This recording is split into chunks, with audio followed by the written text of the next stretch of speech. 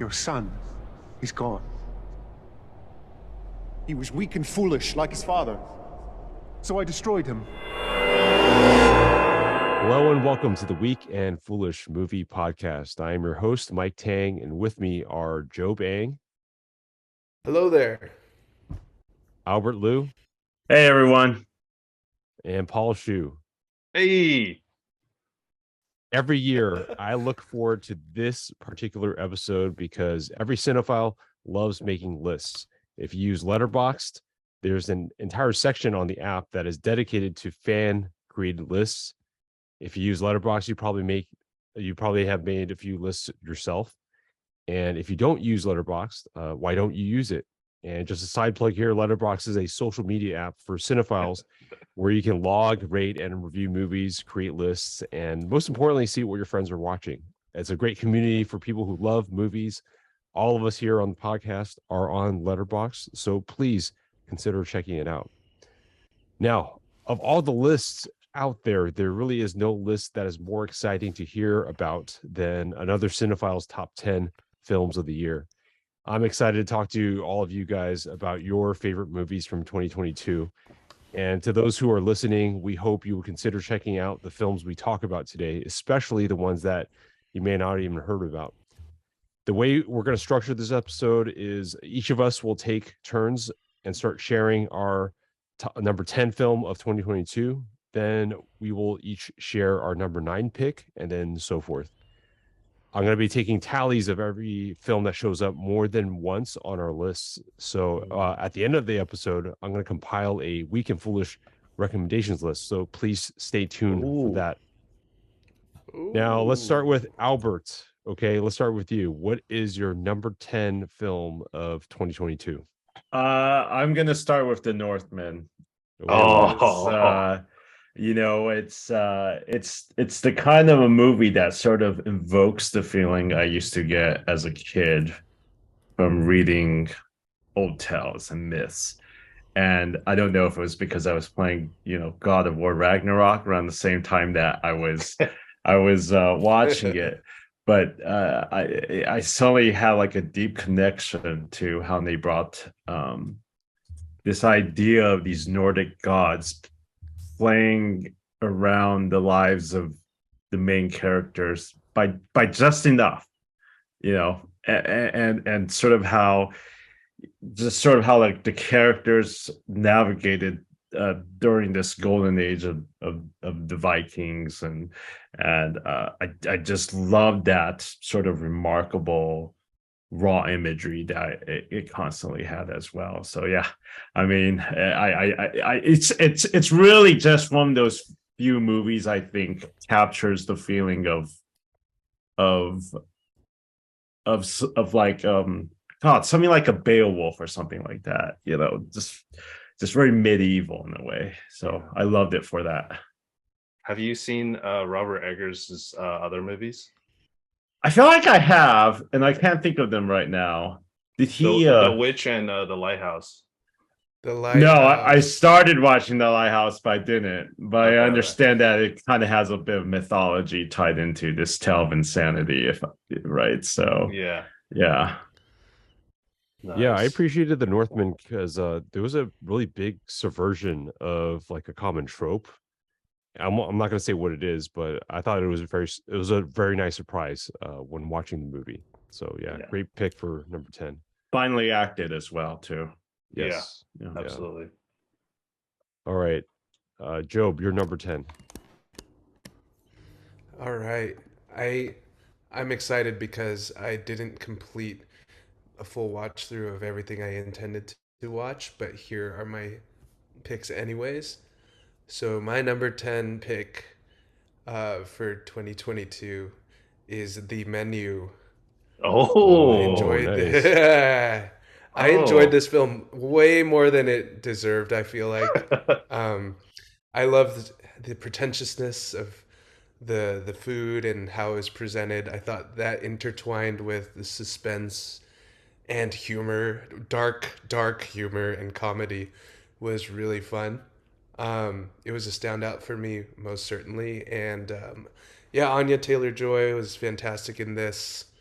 and was a great foil for both her boyfriend slash client character Nicholas Holtz, as well as the chef Rafe Fiennes, who presented a chilling, all too calm antagonist.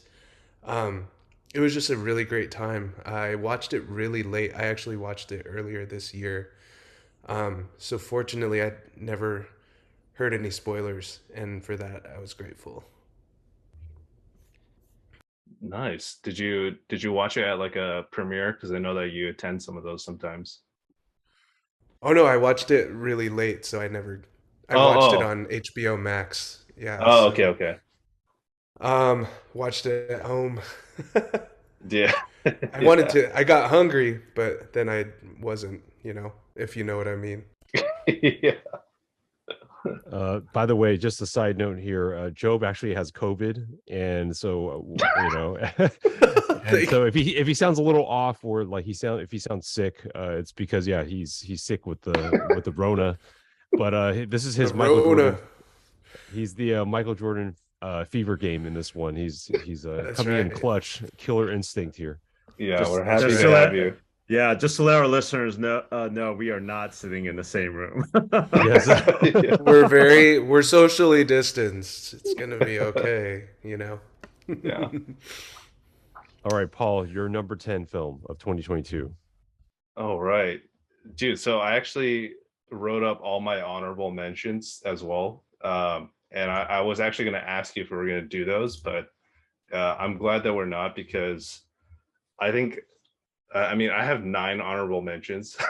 So it's Wow. yeah. Stark contrast to the previous years where like in 2020, I didn't even have a top 10. I had like a top 8. So I think, I mean, that just speaks to the overall quality of this year's films. I think everything that I saw was very varied, and there's just so much good stuff from all different genres. So, but yeah, I mean, I'm not going to get into that. I'll just get into my number 10. So for me, my number 10 is Barbarian. Ooh, nice. Yeah, and I think, just watching this movie, like I think the horror genre, it's in a really good place right now, because contributors to this genre have to be really creative and make the most of their budgets, because horror movies just they just don't get as much of a budget to make what they want to make. So that really causes directors and producers to really have to think of ways to have a captivating story and also scare your pants off. And I think Barbarian, much like a lot of the greatest horror films, it's best when you go in not knowing anything. So for me, like, the film is so intense, but it's also balanced out with like an equal measure of comedy, and it's just a really good mix. And in my opinion, I think all of it works together really well.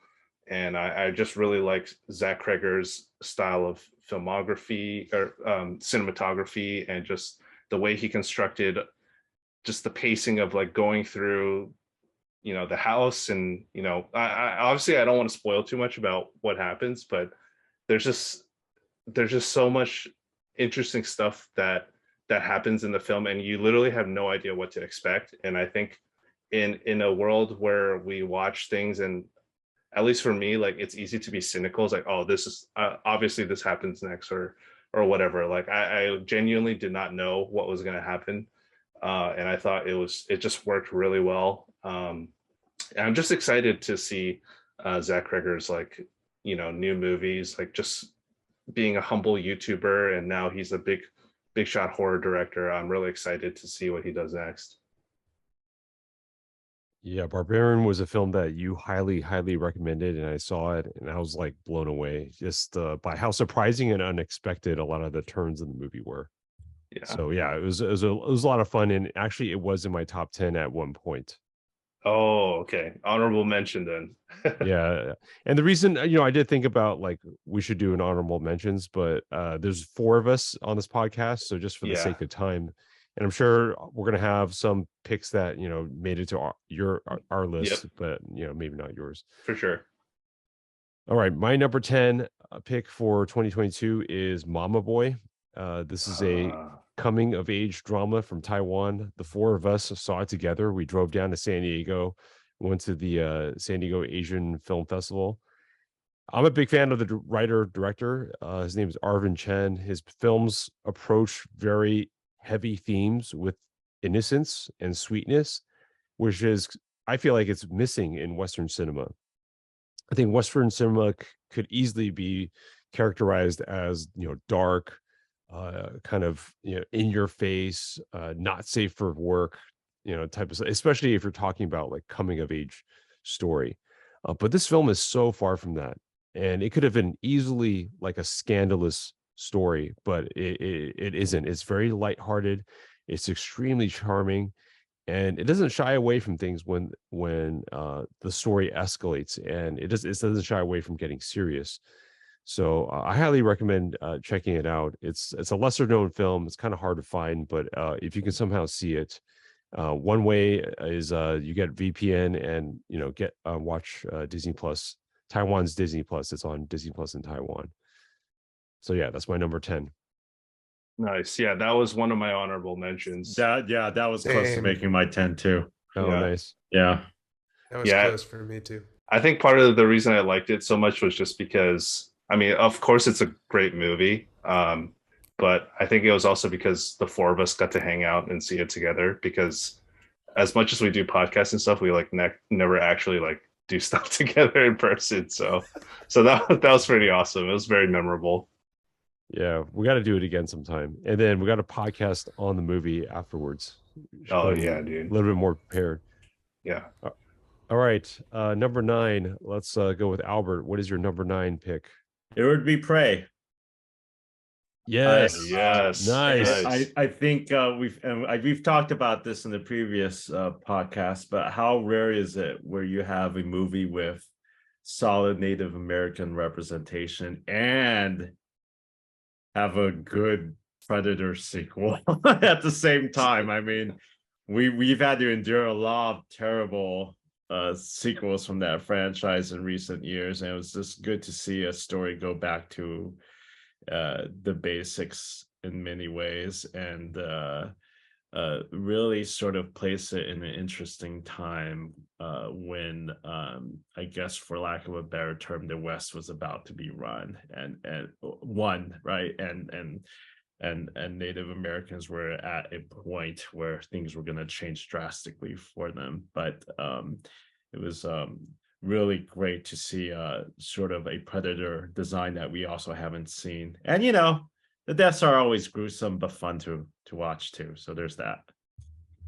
Solid Predator representation as well. Solid Predator representation. Yeah.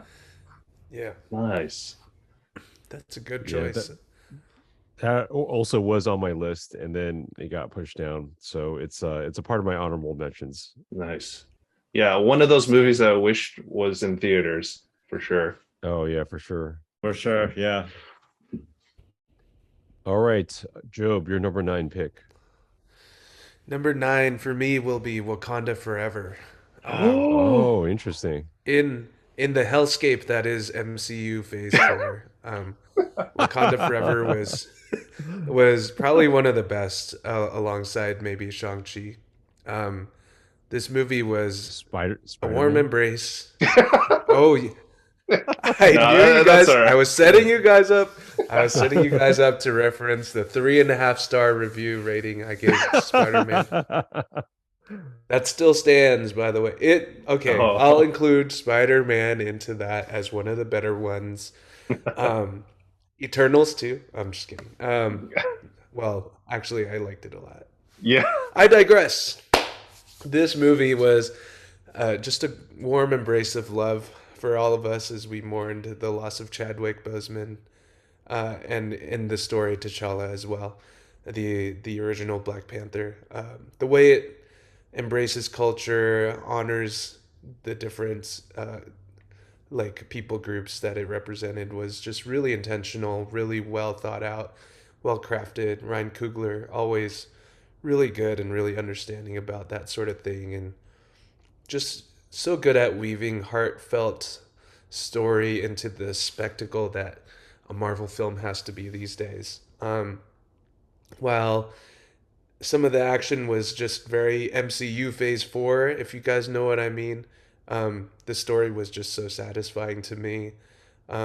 It's as great a Black Panther movie as can be had without having the original Black Panther in it. So, Wakanda Forever, number 9. So I want to add at least a couple of my thoughts to Wakanda Forever. That was definitely actually one of my favorite movies of the year because it stood out so much amongst the rest of the comic book movies we have. But I almost feel like it could have been a greater movie had it not had to adhere by certain things an MCU movie has to do now to be Exactly. an MCU movie. But that's it.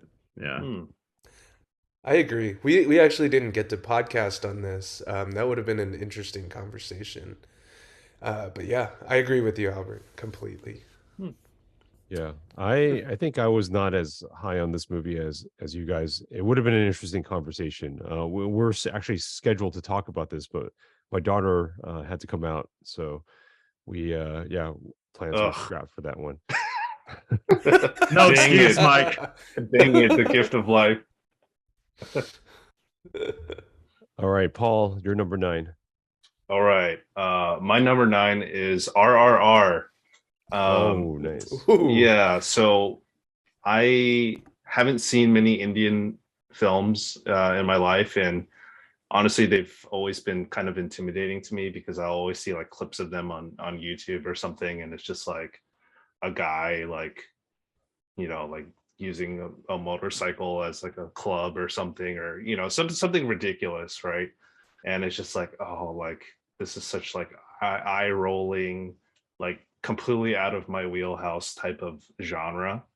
So I initially was pretty like trepidatious going into RRR, but I think what hits the hardest in this film is the core relationship between the two characters, and that's where it starts. Like between the two characters, and just seeing them grow closer together, drift apart, grow closer together, like all of that enhances everything else about this film. And the everything else about this film, like the action set pieces, the musical pieces. I mean, for those of you who don't know what RRR is, like it's almost every genre put into one, except maybe horror or something. It's like a musical, historical drama, romance, action, thriller, in some ways science fiction and fantasy. I mean, it's just insane. So I think everything about it works really well. I think that it's probably like my favorite use of slow-mo in a long time, and it uses a lot of slow-mo, and it's weird because that's something where I feel like I would hate that, but I don't know, it's just the way that it's used in this film. It's so effective, and it serves to make things like really awesome but also like really hilarious at the same time. And I feel like of all the movies that I've watched in the past year, it's the most like joyful that I felt watching a movie. Like it just takes you to a time where, you know, things don't always have to make a whole lot of sense. Things don't always have to have like an airtight, you know, plot or anything like that. It can just be a really good time, and I think this film definitely proves that. And I hope it's a gateway for more exposure to films from India, and hopefully they can, you know, kind of break through to the Western audience. And yeah, I mean, I really liked it. It was super fun to watch. Yeah, this was a really good one. I'm glad you mentioned it. And you know, you talk about excessive slow-mo. I've heard it said online that this movie's as if Zack Snyder and John Woo co-directed this movie. Yeah, that's so so true. interesting because Zack Snyder does so much slow-mo, and it makes me want to like just vomit. But when it's done in RR, it's just like so awesome. All right. My number 9 is All Quiet on the Western Front. This is Oh, a nice. war film from Germany, and I really enjoyed it because it presents a very unique perspective on war. It not only shows the young men in the trenches fighting the war, but it also shows the men in power who sit very comfortably in their offices and they argue and decide the fate of the war. And I think in most war movies, we pretty much focus on the soldiers in battle, but we rarely see the other side. And so this movie presents both points of view, which I really liked. I like the dichotomy and the contrast. It was very impactful. The score and the cinematography are just stunning. I feel like this movie's cinematography gives 1917 a run for its money. It's just really, really well made and really well done. So that's my number 9 pick. It's not to see that, by the way. I feel ashamed to say that I haven't, just because the book is fantastic, and the very first cinematic adaptation from that book is considered one of the best war movies ever made. So yeah, I definitely need to get on it. Yeah, Same. and Same. make sure you watch it before Netflix ends the password sharing. All right. Oh, yeah. We're I not almost- incriminating ourselves, right, by saying that. Okay. It's not Just a thought I'd put it crime. out there. Yeah. All right. Yeah, sorry. Go Oh, on. sorry. I was just gonna say I this is one of my honorable mentions too. I almost didn't watch it because I felt like I had to watch the first one first.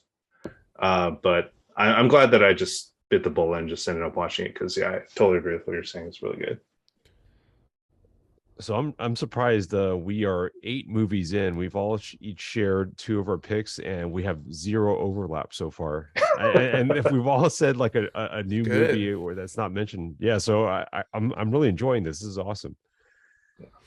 All right, Albert, you're number 8. I'm gonna end the overlap. My number 8 was RR. So Nice. yeah, and pretty I much spoke too soon. Mike, you jinxed it.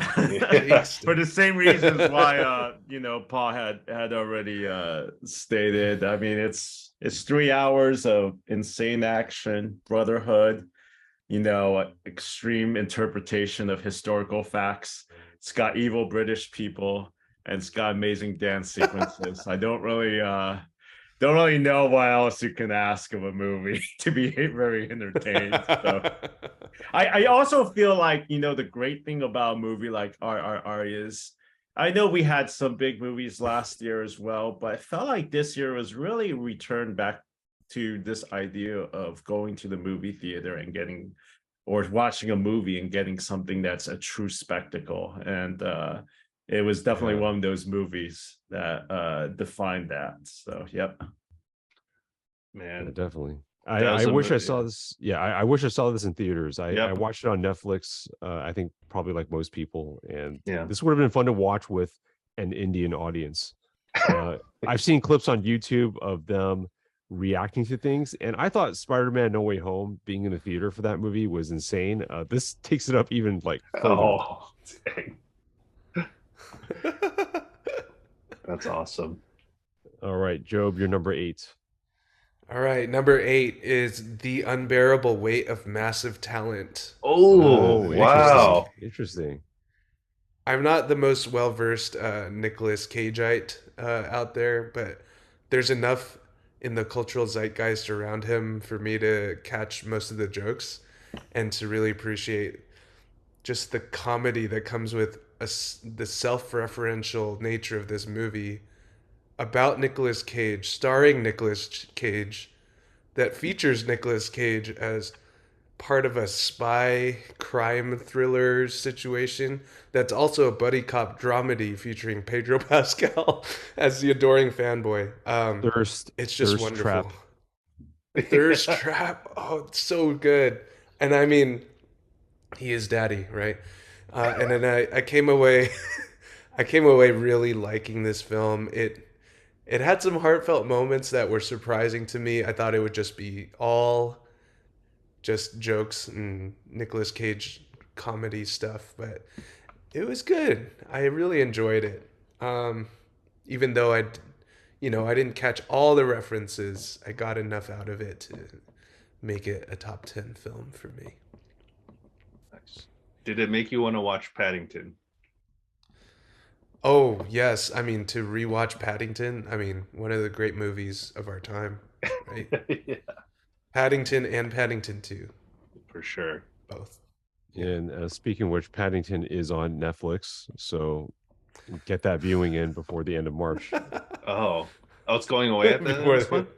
No, just the password sharing. Ends Oh. end of That's March. true. Why would they take it away? Yeah, Nice.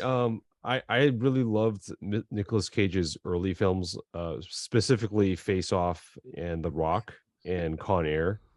And I thought there were going to be more references to his movies and more done with that, but you know, I think I went in with unfair expectations for this film. So I know it got a lot of love and there was attention. it fell under the unbearable weight of your expectations. That's right. Just That's right. kidding. It's unfair. Yeah. I Just kidding. I really like that movie too, and it was interesting because I think I liked Pedro Pascal the most in that movie over Nicolas Cage. He was just really fun. Oh yeah. Well, he's a thirst trap for a reason, you know. He's just he never phones it in.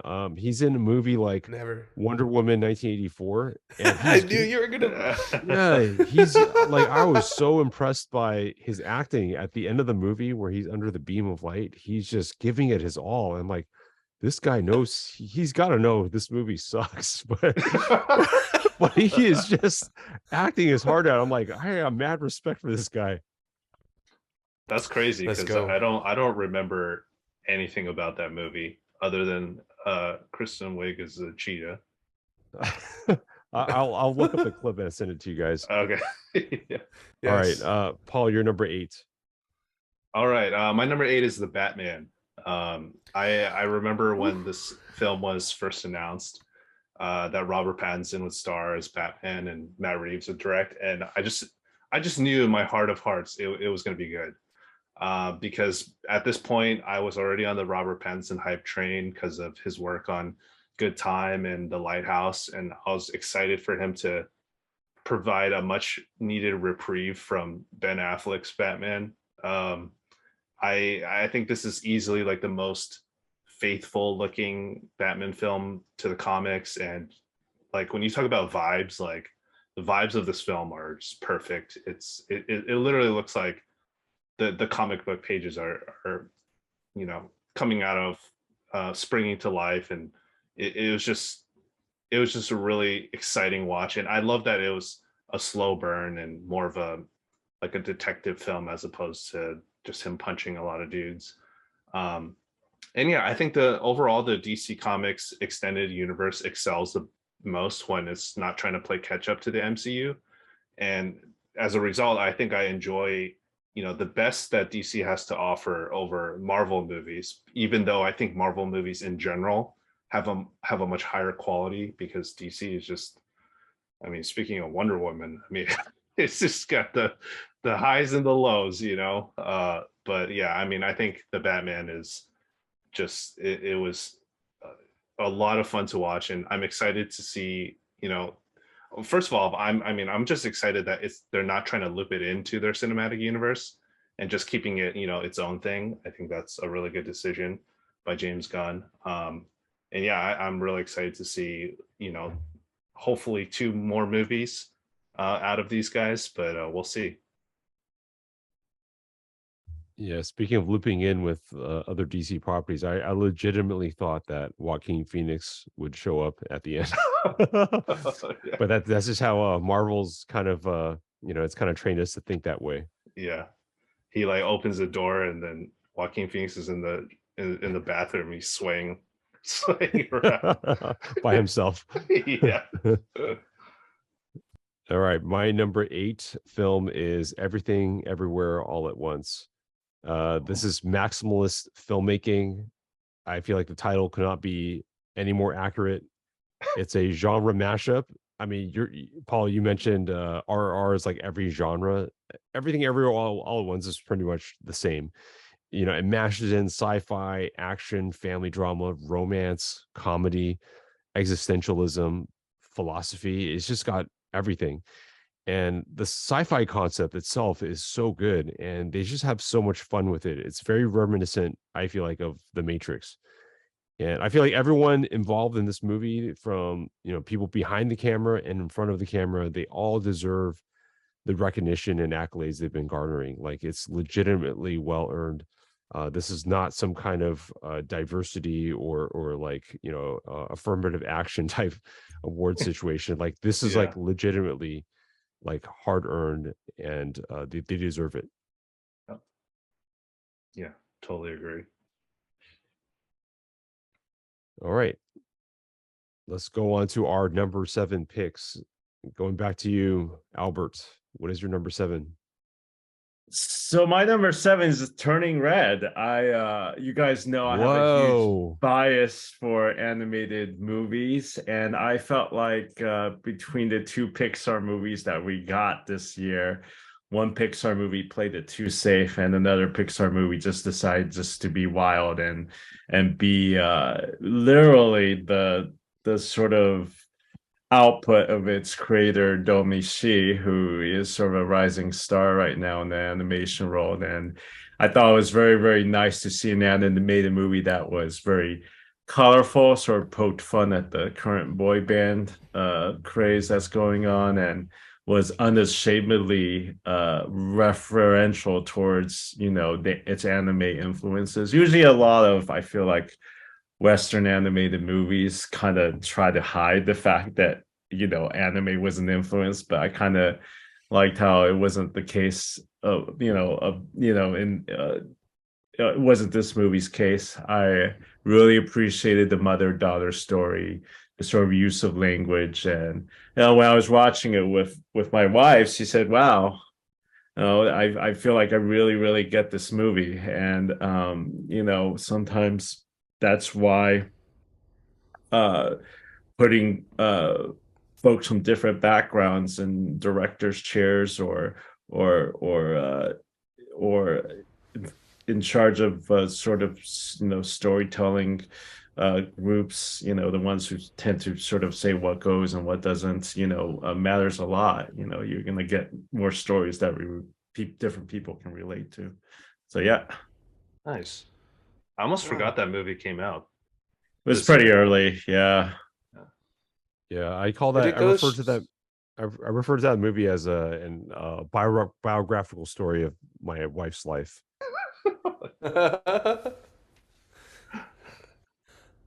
Sorry, Joe. What were you saying? Definitely need to.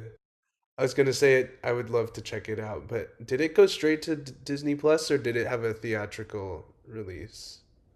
It went straight to Disney Plus. It went straight to Disney Plus, sadly. Gotcha. Yeah. That's too bad. Yeah. What was even the other Pixar movie that came out? Lightyear. Oh yeah. Which wasn't okay. I'll say this about I don't think it was terrible. I think the problem was it had a good premise, but it felt very uninspired. And I think it is very difficult to pull off science fiction to a family-friendly audience as an anime. I think the only movie I can think of that's even done that successfully, it's probably WALL-E, I think. Right? Like all the other movies like Treasure Planet or Titan, they kind of failed. So I guess it depends on what your scope of sci-fi is. Because I was gonna say like Spider-Verse, but I don't know if that counts. Yeah, right. True. I think of Spider-Verse. Yeah, I guess that can count too. But I think of that more as a comic book movie. So sure, that makes sense. Yeah. Star Wars animation.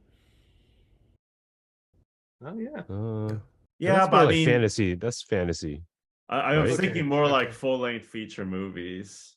Oh. Okay. Oh, gotcha. Okay. Fair. Awesome. All right, Job, you're number 7. My number 7 is an overlap. Everything, everywhere, all at once. Nice. What can be said? I mean, Michelle Yeoh, Ke Huy Quan, amazing in this.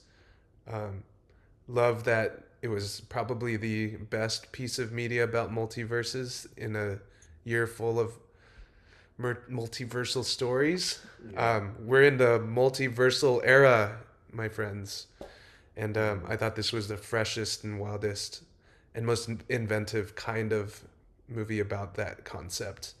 I didn't agree with kind of the landing of part of the movie's thesis, and what it was trying to say Hmm. about like the human condition. But I do love the way it presents it with a lot of heart and earnestness and emotion that felt real, and it deserves all the accolades, like we've said already in this podcast.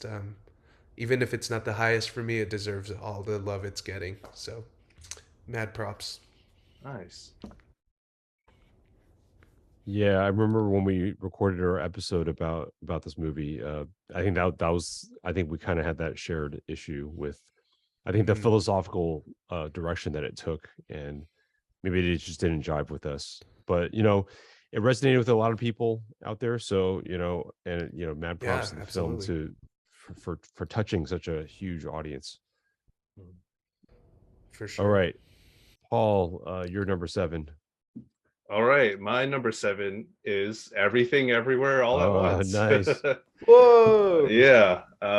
So I was so sure that I wouldn't like this film because of how weird the premise was, and also because uh, I really did not like the Daniels' previous film, Swiss Army Man. I just thought it was way too weird for me, and it just made me like uncomfortable seeing Paul Dano ride Harry Potter's dead corpse across the ocean water.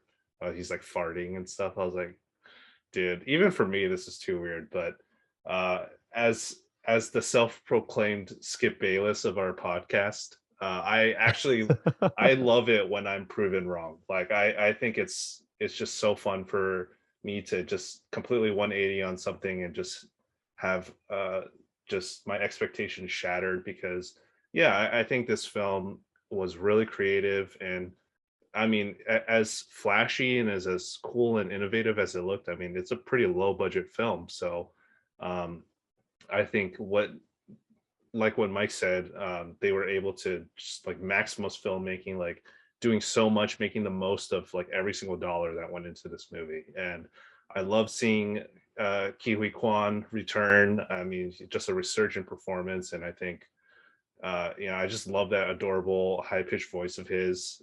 It really just brought me back to my childhood, Temple of Doom, The Goonies, and it was just such a fun watch. And yeah, just like what Job said, like I don't completely agree with the film's thesis, but I think it really captures the public thought of nihilism well, and that's kind of like the current cultural zeitgeist. And I think that's why so many people were captivated with the movie. But um, I mean, for me, it just seeing the journey that the characters went on, the character development, and just earning that through such ridiculous fight scenes and just the world building was really excellent. Um, and shout out to my cousin Stephanie Shu, who's making it big in Hollywood, even though our last names are written differently in Chinese. So she's not really my cousin, but Oh, what? It yeah, is? yeah, Oh, yeah. man. I thought she was. Dude, that sucks. I mean, it's fine. No one will know that as long as I don't bring it up again. So people will they'll just remember that she's my cousin. Because I brought it up with you earlier this week, and then you're like, yeah, that's right. Yeah, You didn't even deny it. Yeah, I was like, yeah, dude, we're related. All right. Nice. All right. My Mike. number 7 is The Batman.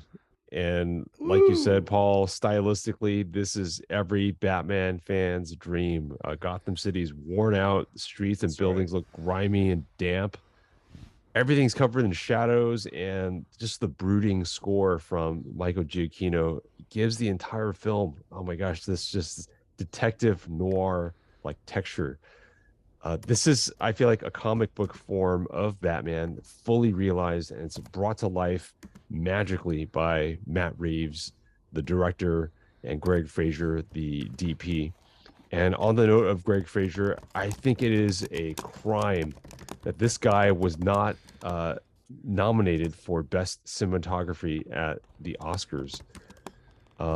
I want to, I want more from this new Batman world, and I can't wait to see what they come up with next. Please, give us Court of Owls. That's all I want. Oh yeah. Agreed. We need a Court of Owls for sure. All right. Next is our number six film. Let's go with Albert. What is your number 6 pick? It would be After Sun for me. I think Oh, Yes. I think it's the directorial debut of Charlotte Wells. Am I correct? Yep.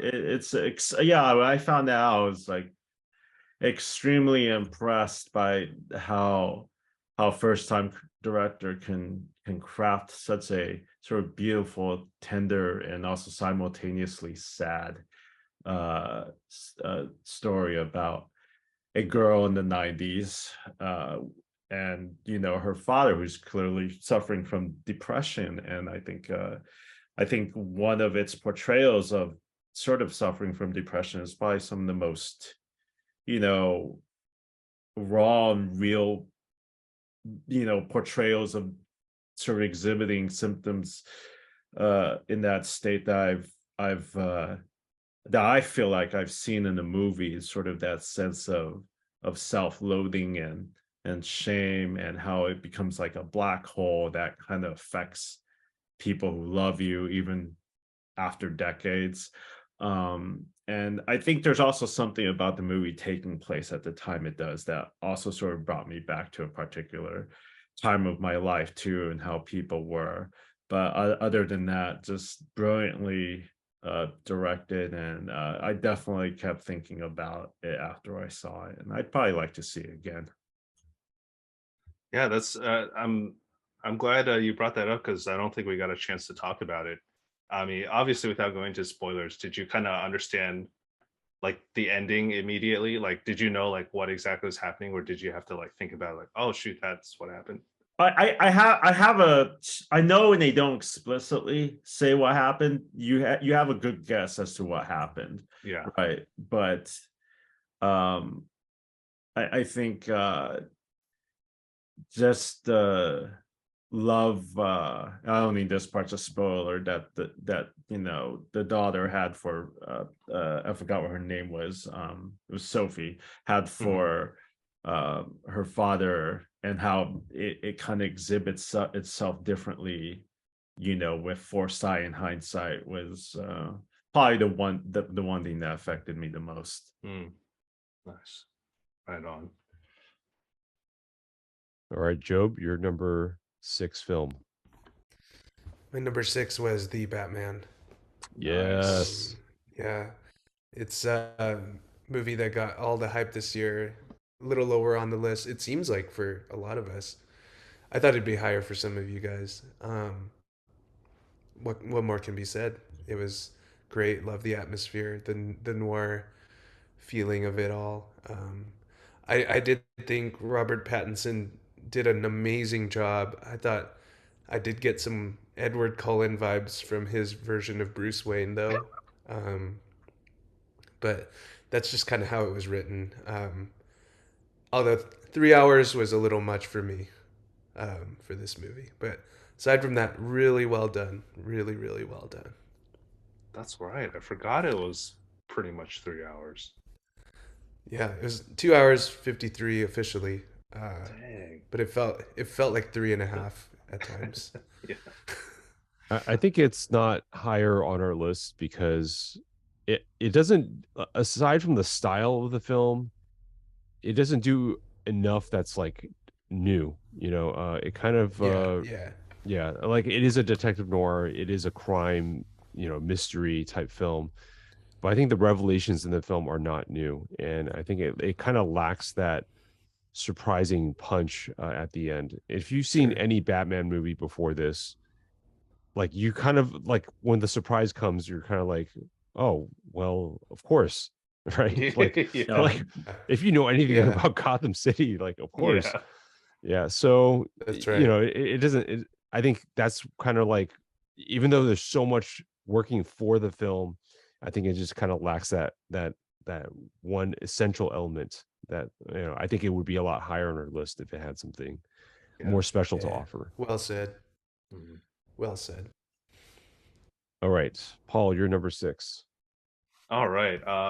My number 6 is The Quiet Girl. This is Nice. the It's nominated for the Oscar for Best International Film from Ireland, and directed by Colin Barade. It's a really simple film about a quiet girl who comes from an impoverished family, and she doesn't really fit in with anyone or her siblings. And her family decides it would be best if she spent some extended time with her distant aunt and uncle, who are at first, a little anxious to have her at home. But you soon begin to realize why they were anxious. And about halfway through the movie, you have a pretty good idea of what's going to happen at the end, but it still doesn't prepare you for how powerful the ending is. And that's because there's just really good character development throughout. And a lot of it is not through words, it's through just, visual storytelling and just really beautiful cinematography. It's, one of the best looking films of the year. And it reminds me a lot of Pavel Pawlikowski's work, who's a director that Mike and I both really like, Cold War and Ida. But yeah, I mean, I think this is also Colin Barade's first film, and he wrote it as well. And I thought it was just, yeah, really fantastic and really good insight and look into just Irish culture. And Catherine Clinch, who plays the girl, her performance is really wonderful. And I think this past year had a lot of really good child performances. And that's great, because I think child performances can be a mixed bag, because a lot of times it's really based on what the movie gives them. Like if they just like scream a lot, or if they act like adults. It's a very fine line to produce like a really good performance, and I think her performance is really good. And yeah, the ending is just like, I rewatched the ending on YouTube earlier today, and it was just like, every time I see it, I almost tear up, which is a lot for me because I'm a cynical, heartless man. But yeah, I guarantee if you guys watch it, it will produce some waterworks. But yeah, it's highly recommend. It's really good.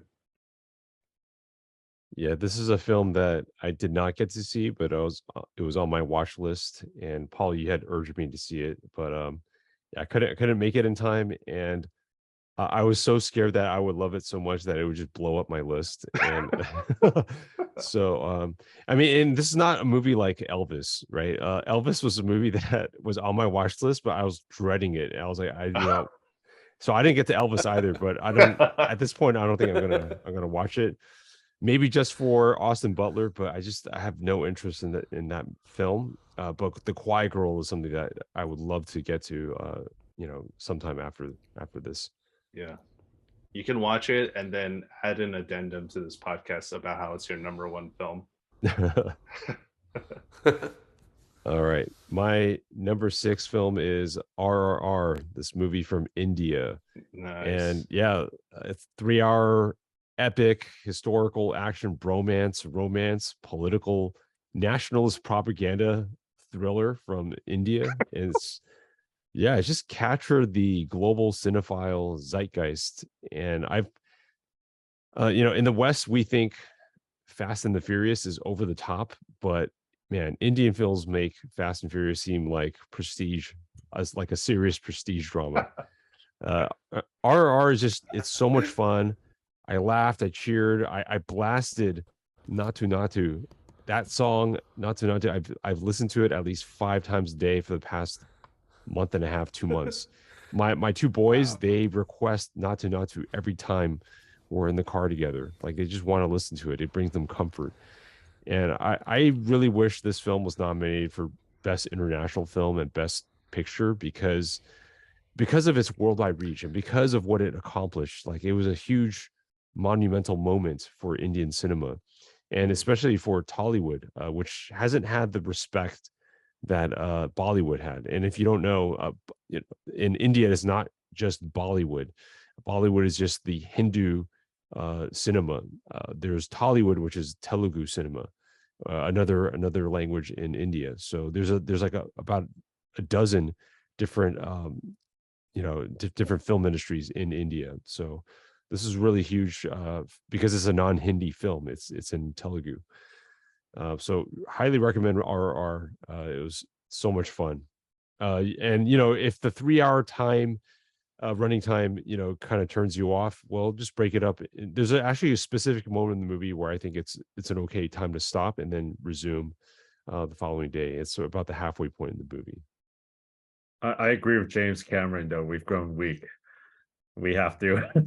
We should be able to endure 3-hour movies, but that's just my opinion. It's hard. It's hard because of TikTok and social media is just shrinking our attention span. And our bladders, apparently. Yep, definitely. I have a small bladder, but this year had a lot of 3-hour movies. Now that I think about it, like more so than usual. No, that's a good point. I wonder if there's a reason for that. Like, Yeah.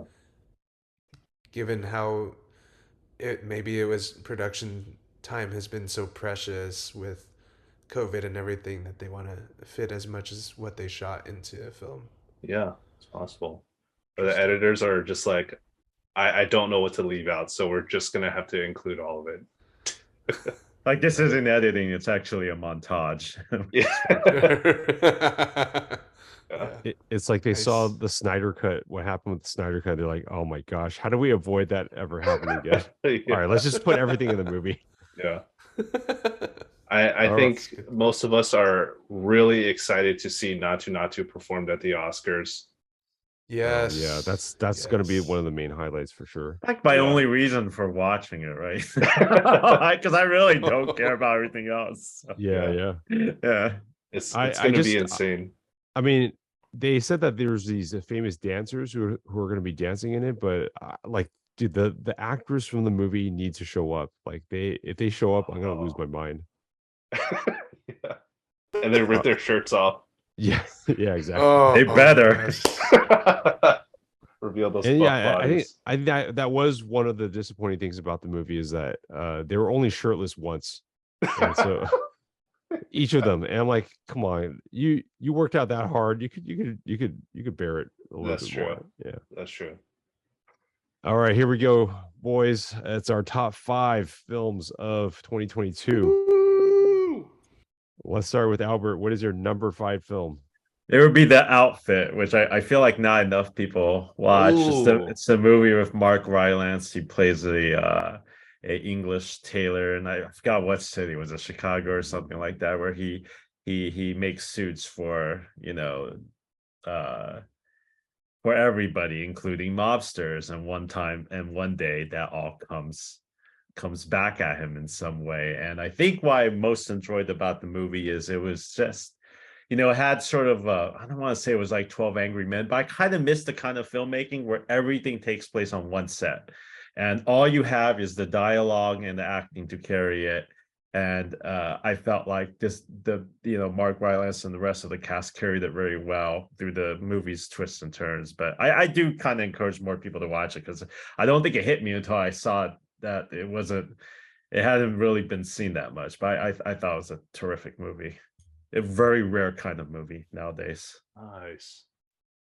Yeah, you got my attention by saying 12 Angry Men, dude. It's like one of my favorite films of all time. So Oh yeah, yeah, for I'm sure. excited. Actually, I need to check this one out. Yeah, I'll admit this was not on my radar. So yeah, thank you all for bringing it up. All right, Job, you're number 5. Number 5 was Avatar: The Way of Water. Oh, Whoa. let's go. Wow. Never ever underestimate Jim Cameron. I did not anticipate enjoying this movie. I did not anticipate being excited about it in any way, but after seeing it, just really enjoyed it. We talked about this in our reviews. Just the empathy infused inherently into Cameron's movies, into the Avatar pathos especially, and also all of it wrapped in just a pleasing blockbuster. And this is one of those movies where you can just tell, even though it's bathed in CGI, that it's still a technical achievement. And not to talk down on other visual effects artists, but you could tell this was done with some special intentionality, um, and the realism of the world. They used a lot more practical effects than we might realize. So just on a technical level, is so good. Story was pretty good too. It is what it is, and I do want to see more. Uh, and I think it just deserves a spot up here. It was an achievement that so few films are these days. You know. Yeah. You will see more for sure. You will see like I four think more. I think we will. It's amazing. I mean, like it's competing with Titanic right now in like the box office all-time list. Yeah. And you're just like James Cameron, man. Like that's insane. And I mean, Titanic kind of took back its spot because of the re-release, the 25th anniversary one. Also, an incredible movie. One of my favorite movies of all time is Titanic. Heck But I yeah. digress. Oh, really? We should have All a James time. Cameron podcast. It's interesting. Maybe we should. Yeah. Yeah. I'd be down. I think Uh, when it's all said and done with all like what 5 or 6 Avatar movies, he's gonna have the top 5 highest grossing films all to himself, dude. Yeah. Yeah, it's amazing. He knows how to. He knows what people want. He doesn't. I don't think he kind of knows how to tailor a complicated science fiction epic to the point where everybody can kind of enjoy it. So Yeah. Yeah. I'll be honest, I doubted this film could reach 2 billion, and it just well surpassed that. And it's Oh, just yeah. shocking. It's shocking to me Yeah. because I had like, you keep hearing don't bet on against James Cameron, and in my mind I was doubting him, even though I say it out loud. Yeah, don't bet against him. But I'm like, no, it's not going to go over 2 billion. Yeah. It'll be like a 1 billion movie. Like, Yeah. that's enough money. But yeah, Yeah. it's just 1 billion is enough. yeah. No, I'm completely with you. Like when it came out, I was like, there's no way. Like when Avatar 1 came out, this the world of film was just a completely different place, in a completely different place. And there was Yeah. no MCU. So that's why I was so confident it wouldn't be that high grossing. But then yeah, it just freaking destroyed box office records. And I was like, all right, now I really cannot ever doubt him and his blue people. That's I right. feel like I really need to add though. This was probably the only movie. Well, there's another one, but it's a good case for why good visual effects can mean a lot. There's visual effects from Marvel, which we're all sort of at this point, not being surprised by, but I don't want to like take Marvel as the example. What I mean by that is every big movie now has VFX done so quickly that we can feel it, right? And that's not on the artist, that's more on the studios who forced them into these tight deadlines. But here Cameron took his time sort of making sure the movie looked right, and we were even if you think the story is all right, you can't help. I mean, it's like looking at a nature documentary. The sea life looks like super real. It's really insane. Yeah. Yeah, Shout like out to Maya Khan, dude. Big Yes. mutant whale. I mentioned this in our Avatar episode, but yeah, the lady sitting next to me was taking pictures of certain scenes because it was just so beautiful. But the thing is, it was in 3D, so she's taking a picture of like a blurry image. Wow. Yeah, but I mean that just speaks to the beauty and the artistry behind this film. And I think Albert, you said it so well. Like, I don't mean to bash on Marvel, yeah, but yeah, the CGI in that it just feels a little uninspired. But it's just because like they're on such tight deadlines, and there's too many of them too. There's such a high volume of projects to get through. Yep. I wonder if the delaying of what is it called, the Marvels or whatever, that movie. I wonder if Avatar played a part in their decision to delay it and also because of Quantumania's middling reception, I guess. where they're like, all right, we Yeah. need to give our VFX artists some more time. Yeah, they're pushing back a bunch of its upcoming slate because of quality control, probably. Yeah, So I mean, it's notable that when you read articles about this, the VFX animators, and they actually want to do a good job, and you can feel their frustration that they're not Yeah. being Yeah. able to. Yeah. right, totally. All right, Paul, you're number 5. My number 5 is The Northman. Nice. So for me, I mean, I love it when a director makes a huge effort to keep things as authentic as possible. And Robert Eggers' The Northman is supposedly the most accurate portrayal of Viking culture and Viking history that we've ever seen in a movie. It probably helps that Alexander Skarsgård comes from a lineage of Vikings. I'm assuming just based on his body and how he's very muscular.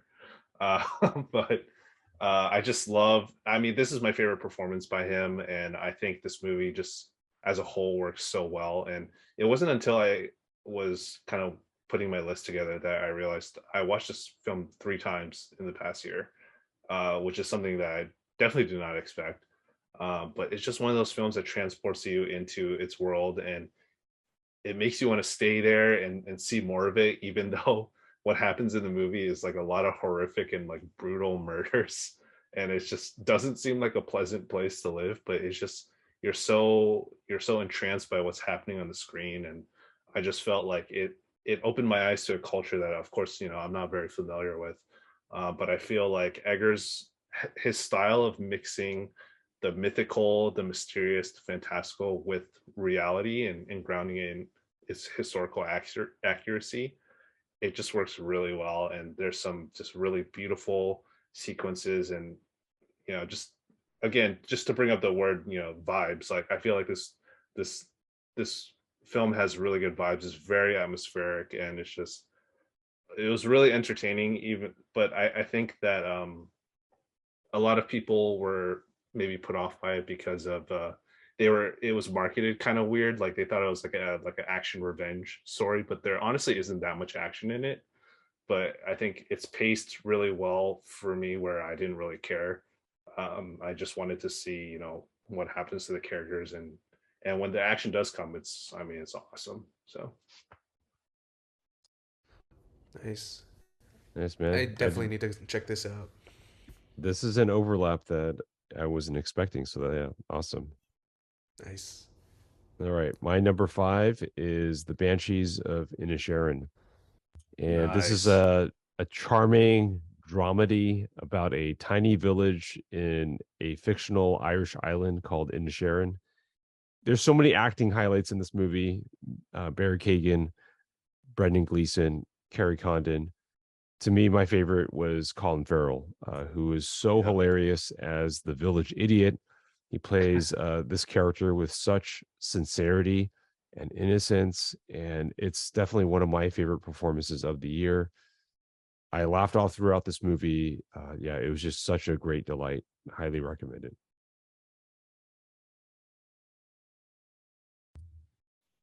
Another one I need to check out that evaded me this year.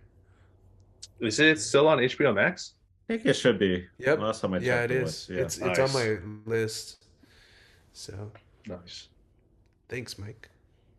All right, let's head on to our number 4. Albert, what is your number 4 film? It was The Menu. So Oh, Whoa. whoa. my wife and I are this could be a biased opinion on the I mean we all have our subjective opinions, obviously, but like my wife and I are foodies, and I think when we travel we always like to see we like to check out different food spots, but we're not like high-end foodies. But once in a while we've done places that are kind of like, oh, this is not really about the food, this is sort of about the experience. And there was a time, especially during the beginning of lockdown with COVID, where all we watched were like Chef's Table, shows and that sort of stuff, and to sort of see that and plus I think sort of knowing other foodies, you've seen every kind of foodie out there. You've seen the snob, you've seen the person who doesn't care, they just want to be there for the exclusivity, and to see this movie sort of take all those like tropes and I haven't seen another movie do it, but sort of like throw them in there and have it be so wonderfully tense, funny, and well acted at the same time, and also be like this great 2-hour commercial for a cheeseburger we really enjoyed it, and I have been to one of those places where I forgot, there's this one place we went to in Barcelona, like fancy food there is a lot cheaper than it is here in the United States, but it was also one of those what you call like molecular dining places where they had like cotton candy like on a tree or something like that, and your egg or something like that like came out of like a laboratory test tube or it's served like that. So seeing all that food kind of presented the way it was in a very chef's table manner kind of made me laugh. It gave me actually some of the loudest, it gave me the biggest laughs I've had in the theater this entire year, actually. Probably. Nice. So yeah, there's that. Wow, what a surprise. Love that. I love that perspective too that you bring to it, Albert. It really just kind of adds to it. Yeah, maybe Albert, I needed to see this movie with you because I really liked the first half. I like all the pretentiousness, and I feel like there's definitely parallels to movie snobs, and people who take in 100%, dude. Yeah, other people's work. That's a very good analogy. There should be a movie just like it for movie snobs, I think. Yeah. Oh man, like I was feeling like attacked by the movie's portrayal of Nicholas Holt's character. I was like, I think this guy is me. Yeah. And when if you haven't seen the movie, it's just like I'd be lying if I said I wasn't in the same boat, Mike. So, Dude, if you had a chance to like attend a Christopher Nolan masterclass or something.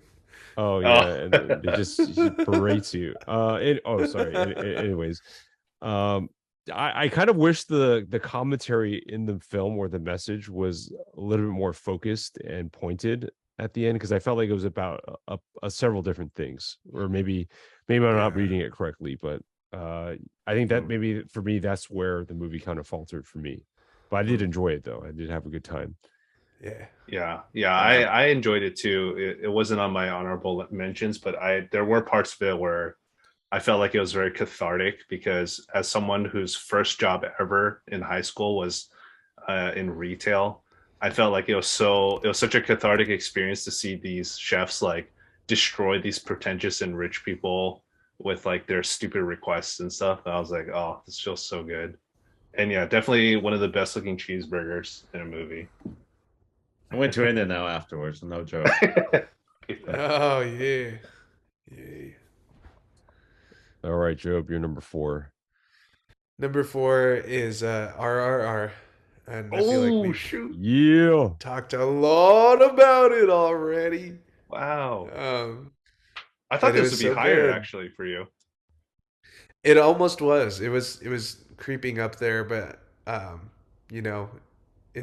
this is pretty high for me. So yeah. Really, really good stuff. You guys have covered it. I remember actually literally cheering, like sometimes when you're watching at home, I watch this at home for context. Sometimes when you're watching at home, you go like, oh, cool. Like when something really great happens, and in the theater, you'd probably be like convulsing like in Spider-Man No Way Home, like how we were. But in this one, I literally like jumped out of my seat, like at home, just watching with my wife. And it was just so good, so cathartic. Anyway, we've talked a lot about it. Good choice, man. Good choice. Mm-hmm. All right, Paul, you're number 4. My number 4 is The Banshees of Inisherin. Yes. I really enjoyed Martin McDonagh's most recent work. I mean, 3 Billboards Outside Ebbing, Missouri, I thought was great. And I liked In Bruges as well, so I was excited to see Gleason, Farrell, and McDonough reunite for In Bruges too, basically. But to me, I mean, I think this film has the best ensemble performance out of anything I've seen in the past year. I think this is Colin Farrell's best performance ever. And I don't think I've ever seen a bad Barry Keoghan performance. So I mean, he was really funny. He was really a really good supporting actor. And Carrie Condon as Irish Rebecca Ferguson was also amazing. I mean, she was really funny and her character fit really well, playing the sibling of Colin Farrell. It's just so well written. I just remember watching it and I was like, man, I haven't felt this way about a script and like dialogue in like recent movies since like Tarantino's films. I just think that it's just both very pointed, very thought provoking, but also very funny. And it's just brilliant how it kind of tackles the juxtaposition of contentment versus finding success, and how it weaves like the male ego as like a kind of like a point of contention between, you know, the two main guys. And yeah, it made me want to apply for Irish citizenship. I want to freaking visit that place. It looks beautiful. Every time they walk to the pub, it seems like they walk like 5 miles. So it's really beautiful scenery. I was like, man, I gotta come here someday. So that's my number 4. Well, Paul, you know, in the Dublin airport, like there's like a bar every other store. So I'm gonna get some Guinness, dude. yeah. All right. My number 4 is Tar. And this is a film that starts off extremely slow. And this could really test someone's patience. If you're watching it at home, it might be the kind of film you just turn off because of how little happens in the beginning. I think this is why it's a good idea to watch films like Tar in the theater. You stay with it. You can't pause or stop because it's boring. You just got to invest in it. And I'll be honest, the beginning of the movie was a little hard to get through, but I just, you know, obviously I drove all the way out there to the theater, so I'm staying with it.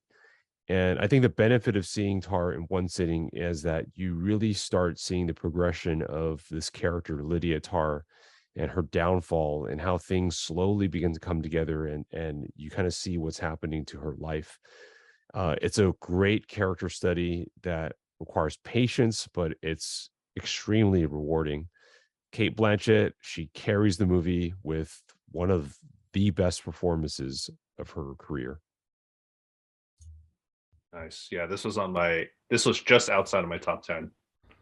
And I totally agree with you. It's first half is kind of hard to get through, but it's very rewarding once you figure out what the movie's like trying to tell you. It's like, oh, okay, that makes everything make sense. And best ending of the year. I was gonna say best Dude, ending of the year. Easily. If you are a fan of a certain franchise, like out of everything I watched, that was the most shocking ending I've seen all year. Like, I literally, my jaw dropped. Alice and I laughed our asses off. We were like, this is awesome. Yeah. We were like the only 2 people in the theater, so it's okay. Yeah, freaking insane. Yeah. If you do check it out, please make sure you stay with it. It does require patience, but very rewarding. All right. Oh man, here we go, guys.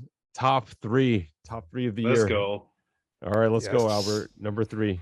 Guillermo del Toro's Pinocchio. Oh, I'm a sucker for stop motion animation. Once again, my animation bias is seeping in to my top 10 list, like it seems to every year. But I absolutely feel like this was the Pinocchio movie that thematically did what other Pinocchio movies have tried to do and not succeeded doing.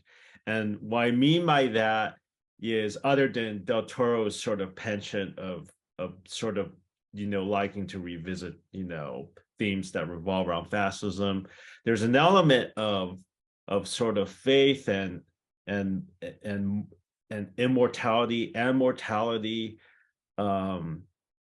in this movie that I feel like these deeper themes about those subjects that I feel like other Pinocchio movies, I'm thinking AI in particular, have tried to do, but not communicated with so much heart and left you with such a haunting ending. It's not like I'm saying this is a perfect movie. I think the main character can get a little annoying at times. But yeah, I mean he's a kid, but Yeah. I just love how beautifully done it was. I love I love sort of the interpretation of what an afterlife looks like in that world. I think Del Toro proves himself to be a great visual master.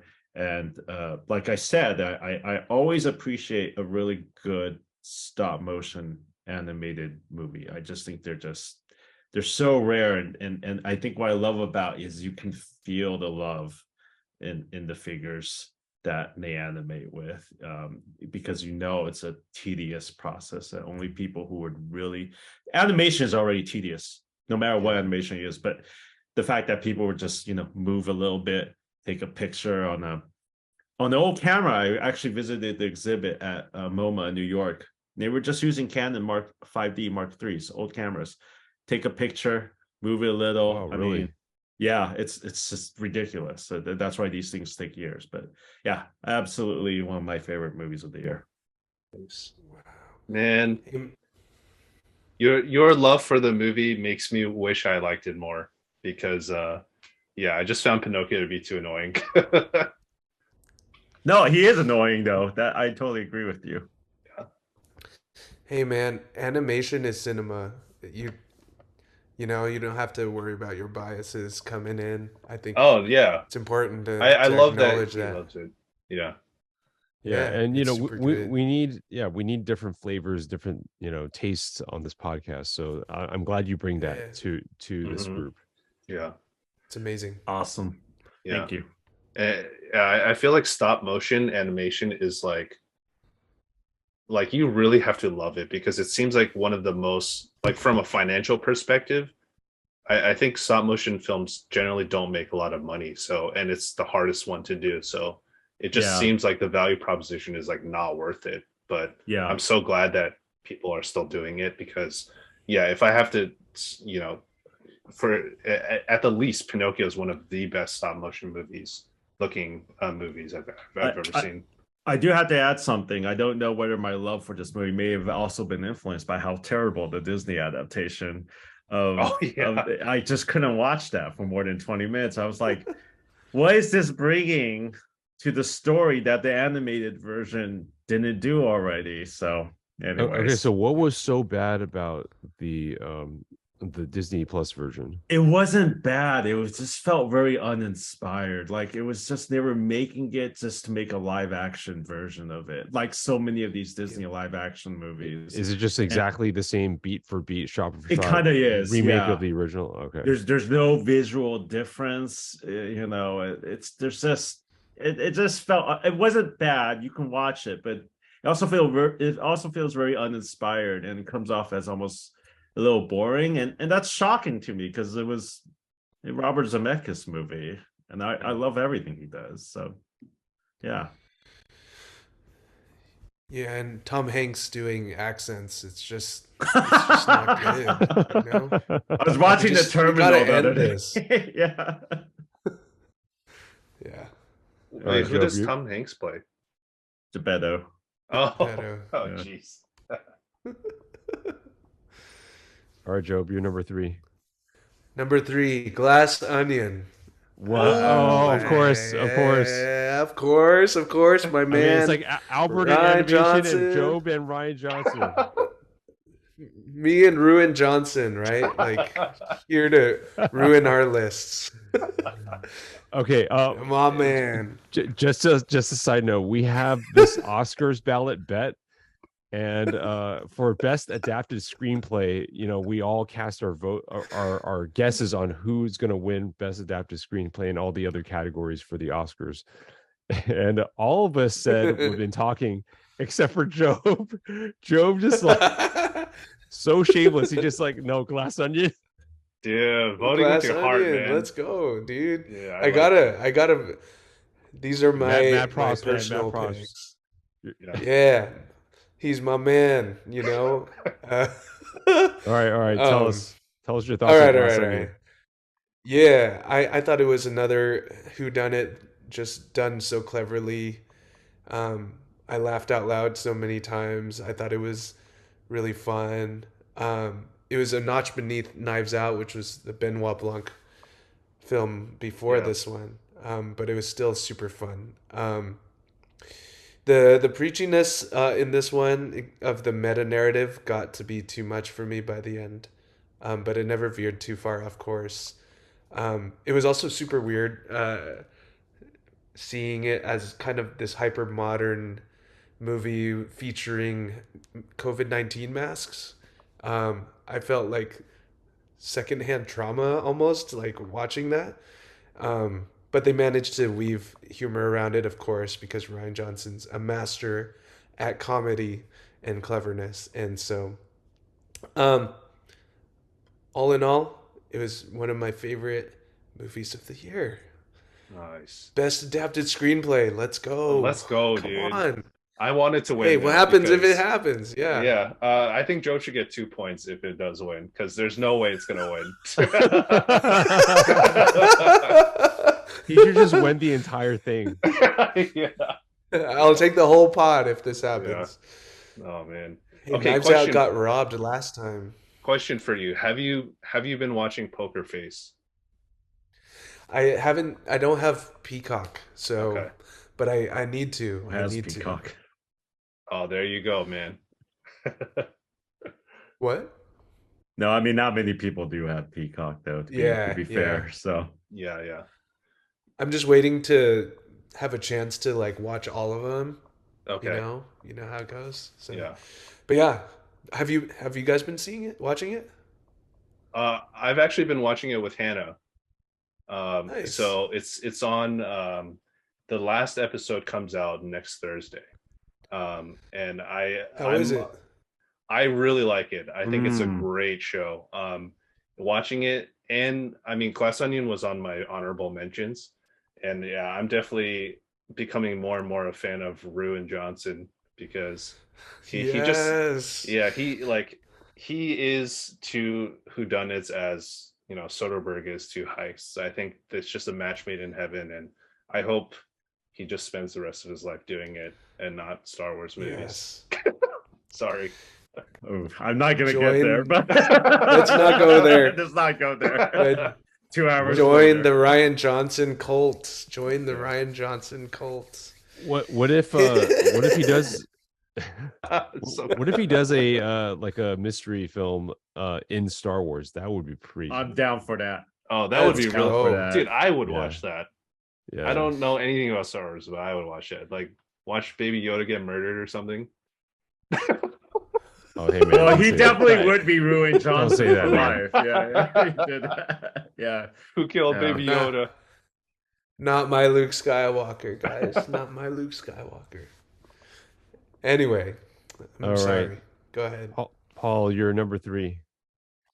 My number 3 is Blonde. Probably Oh, the most Ooh. controversial pick out of everyone here. I'm sure because I know most of Hollywood hated this movie, but I found it to be deeply sympathetic and tragic. Just a look into one of America's biggest icons. I pretty much didn't know anything about Marilyn Monroe going into this, and I just came away, feeling really, sorry for her and what the film industry did to her. I think the reason a lot of people hate this film is because it seems overindulgent on, seemingly overindulgent on abusing her and exploiting her suffering, and also because it takes a pro-life stance. But everything I saw, I felt like the director Andrew Dominik, he wasn't doing it out of contempt for Monroe, but he was equally mad at what the world did to her, and I think he conveys that in the film. I think it's very tragic and it's very disheartening, but at the same time, it really opened up my eyes to just how cruel people can be and just all the suffering that she went through, and it just made me really empathize.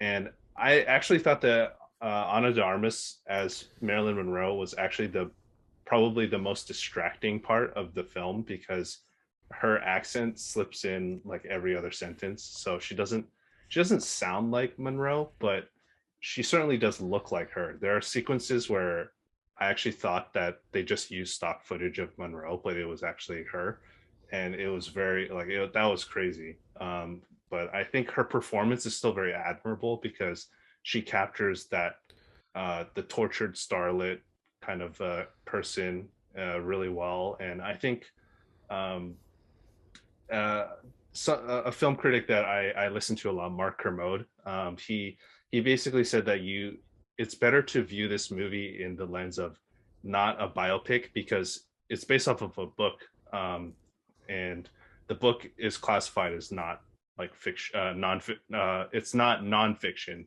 It is like a fictional take, and Mark Kermode basically said that you have to view it in the lens of it's a horror movie, and in many ways it is, and I think seeing it really contextualizes the whole film, and yeah, it's a hard watch. I don't think I'll ever watch it again, but it was at the same time it was really amazing. Like I actually watched the first like 40 minutes on my phone when I was flying somewhere. So on the plane I was watching it, and then about 40 minutes in I was like, okay, I'm gonna stop watching this because this is really good, and I want to go home and watch on my TV.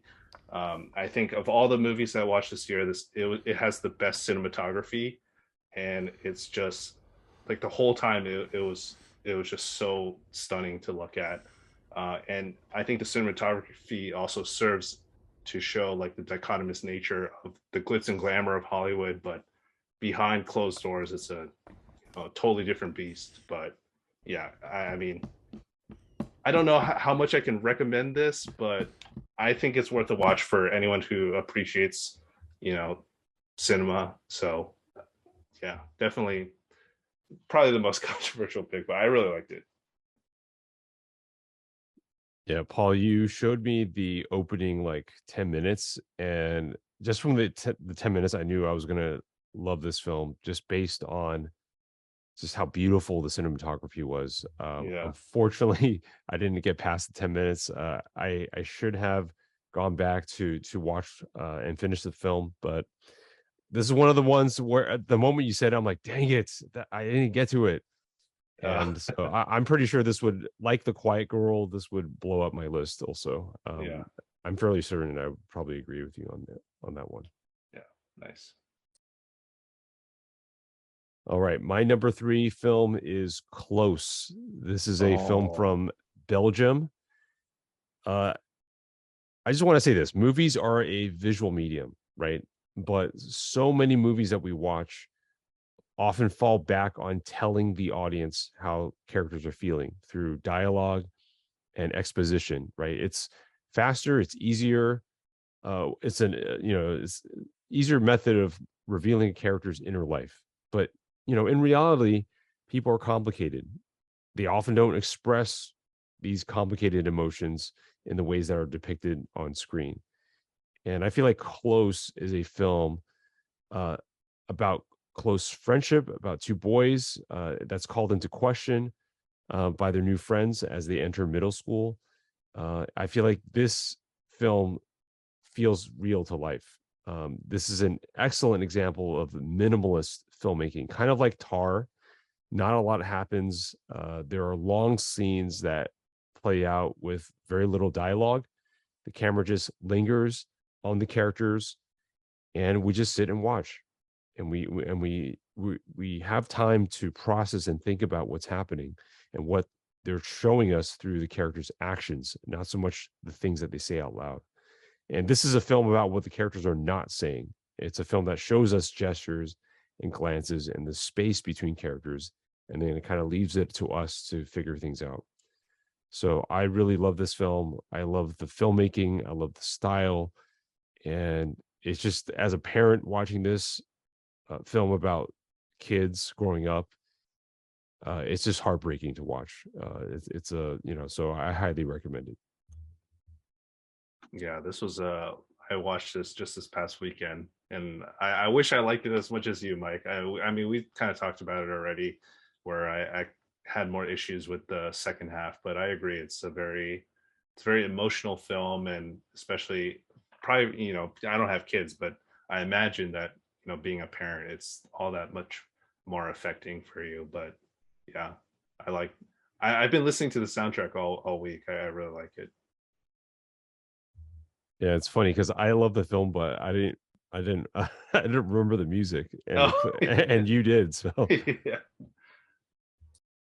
all right, guys. Our number two films. Albert. Mine would be Nope.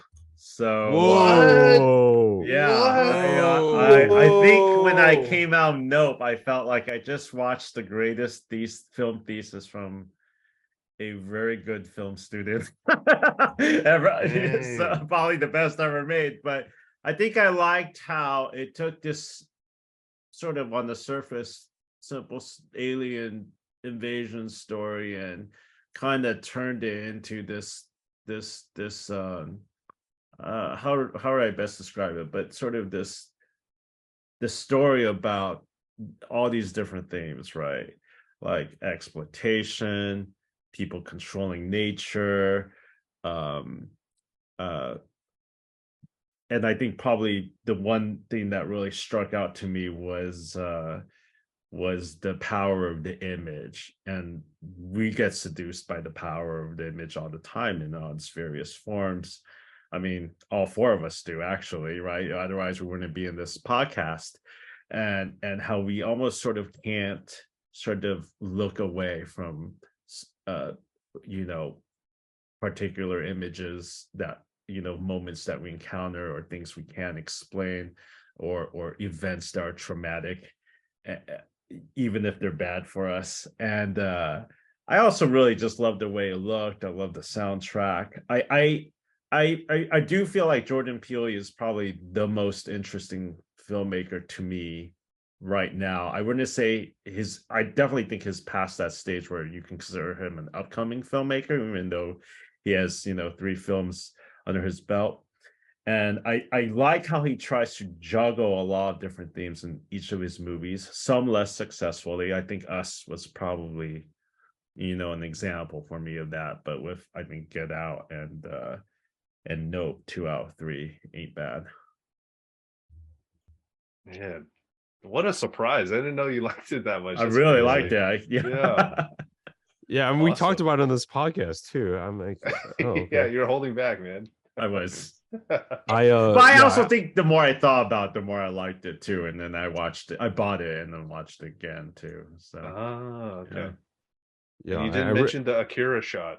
I did it. Thank you for calling me on that. Yes, and the live action Akira shot. I would trust Jordan Peele, and I know he got approached, or I read some story that he was approached by Warner Bros. To do Akira, but he was smart enough to turn it down. But it's always the ones who turn it down that you think he turned it down because he understood it, and that's exactly who you want to make it. But he just knows it's probably going to be put in a difficult position if he does that. So yeah, I actually think Akira would be great as a Denis Villeneuve vehicle.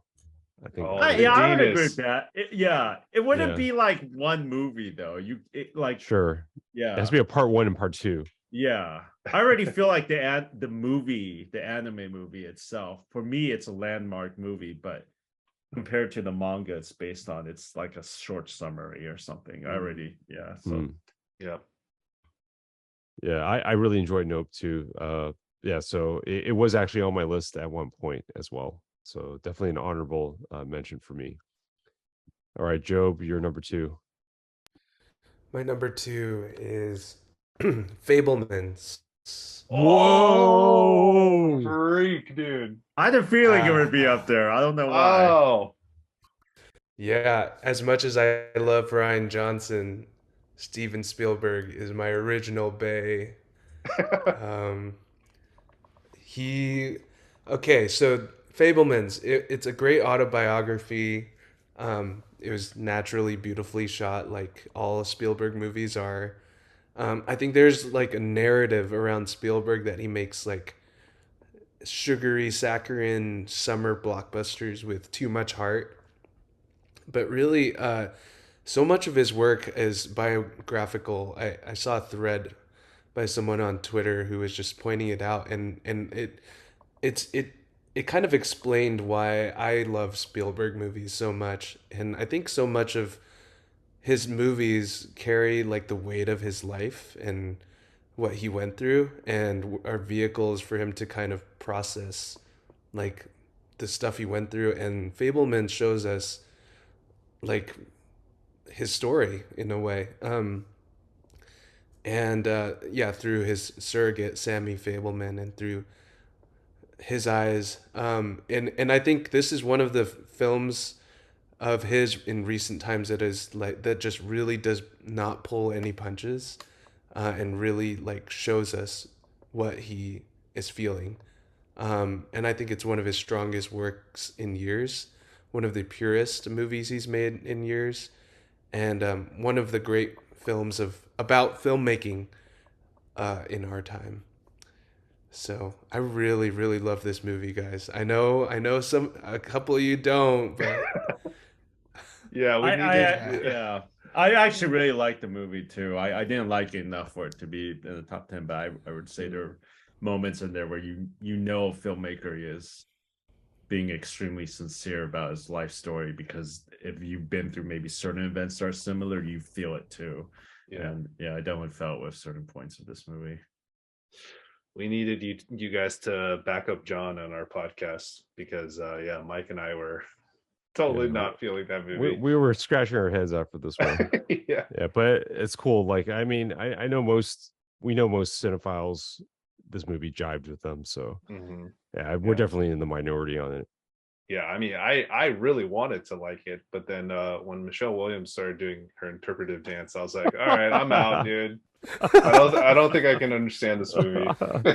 hey, I mean, that part I was kind of just like, okay, like, what are we doing here? But other than that, it's great. Yeah.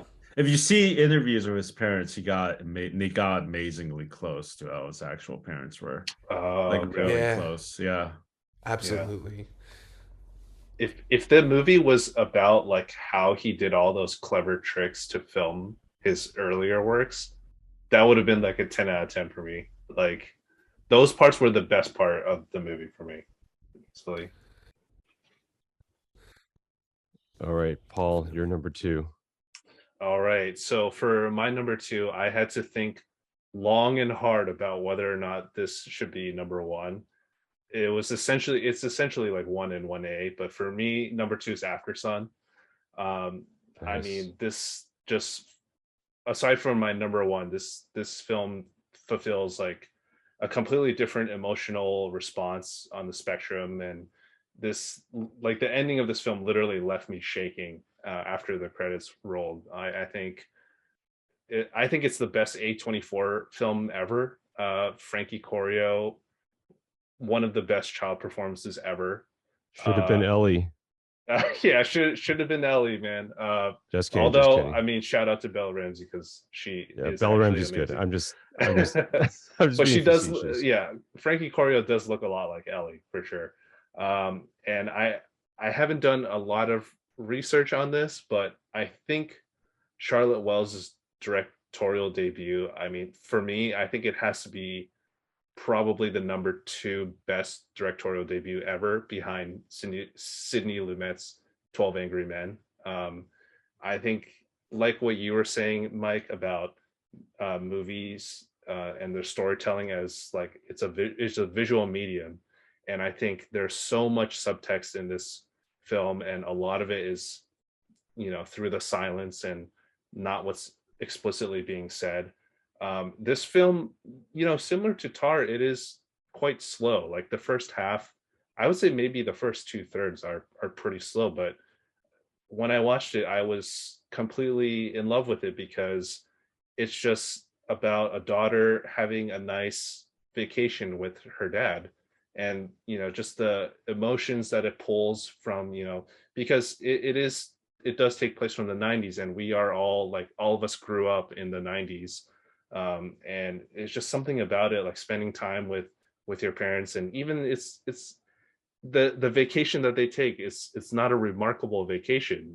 I mean, they're just kind of hanging out in a hotel, but it's just so sweet and tenderhearted. And the ending, I mean, the whole ending sequence like just destroyed me. I think it was just, yeah, like I said, it just left me shaking, and I think it was one of the most impactful movies that I've seen all year, and it just made me want to like go and hug my parents or something. But yeah, I really loved it. Yeah, I had to think long and hard about my number one and number two as well, and my number two is After Sun as well. Nice.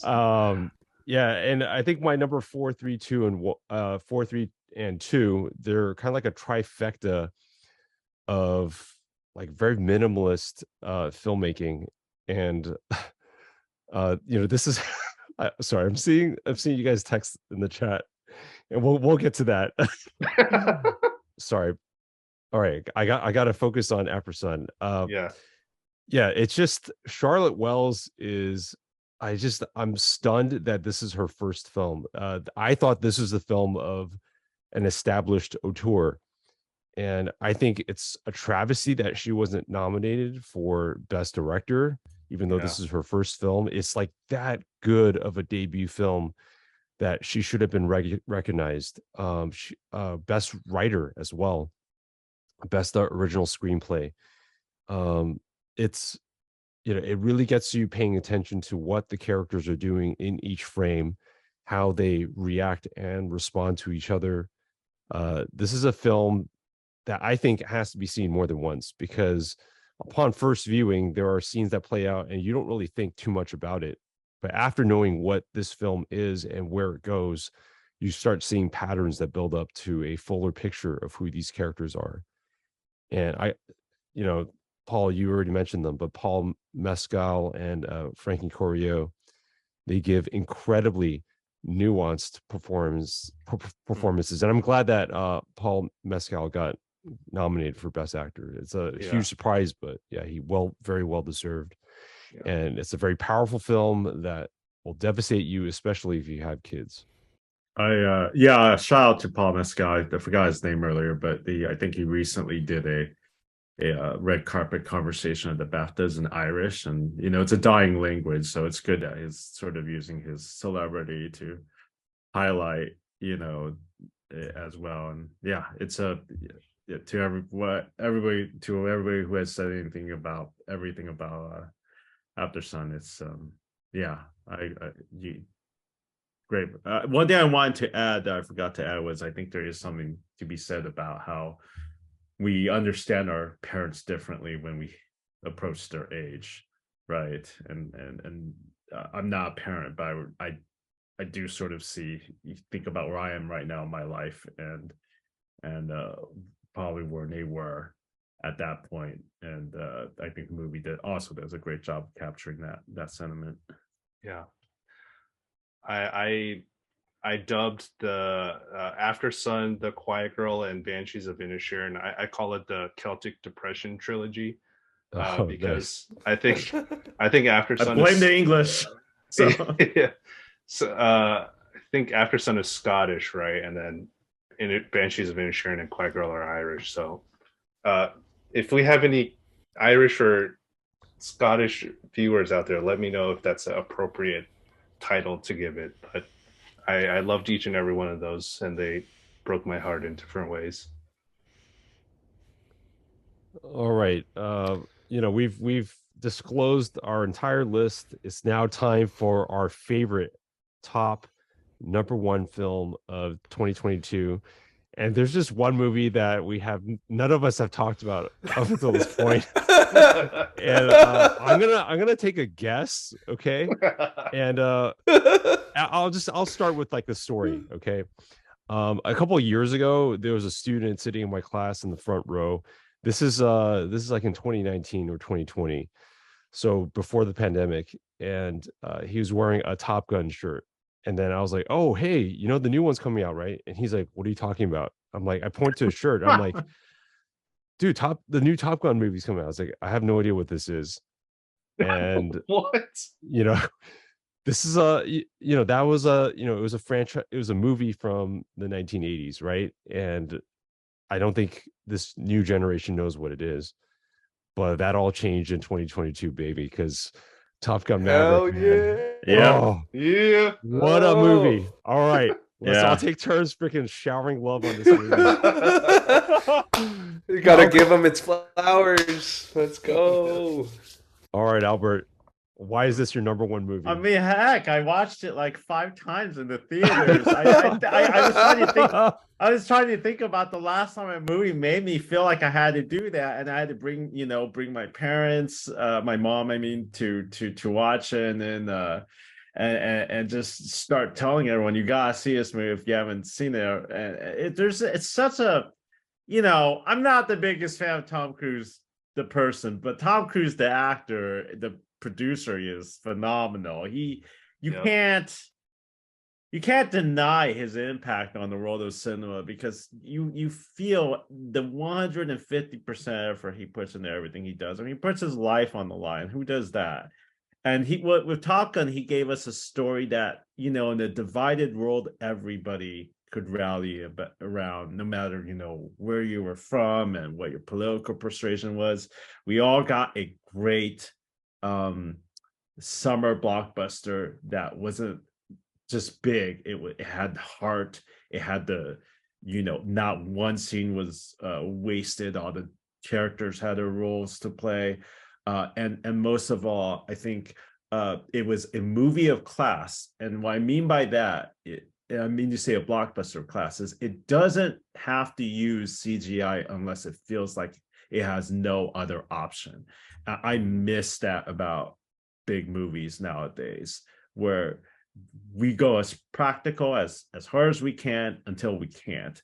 And it's just, I mean, how it's just great. I love it. I can't think of the last time I saw a movie like this. I was like, I have to know how they made it. I have to know everything. I have to know what cameras they used, how they prepped for everything, what was the development process. It's magic. Top Gun is why we go to the movies, right? So yeah. Wow. Well said. So Well Love said. it. Keep preaching it, man. So good. All right, Job, your turn. All right, my turn to preach. Okay, Yeah. I took a few international flights towards the end of last year to New Zealand, and every single screen, in every single seat, in every single flight, showed Top Gun Maverick at least once. Yes. Heck yeah. I got up, I literally did this. I stood up from my chair to look around the room or around the plane. Every single screen was showing Top Gun Maverick. There would be one or two that was showing like the Food Network or something, but everyone else was watching Top Gun. And I can't recall a movie that has had the kind of cultural impact and footprint that this one has had. It's like it was everywhere. The song from this movie was everywhere. Do, do, do, do, do, do. Like all summer long, all year long, forever. And Yeah. I just am kind of blown away at how enduring this was. I mean, it appealed to all kinds of viewers. The ones who watched the movie all the way through, the ones who fast forwarded through the talking parts, the ones who fast forwarded through the action parts to look at the talking parts. All kinds of people were watching this film. It appealed to such a broad range and was so unifying almost. And yeah, it's like why we watch movies in a lot of ways. It reminded us of that. And yeah, I mean, there was a clip recently online where Spielberg went up to Tom Cruise and said, "You saved our industry, or you saved our." I mean, like that's like super hyperbolic, but like anyway, And it's about the Spielberg movie saying itself. Spielberg saying that, the Yeah. guy who made Fablemans, the second best movie of the year.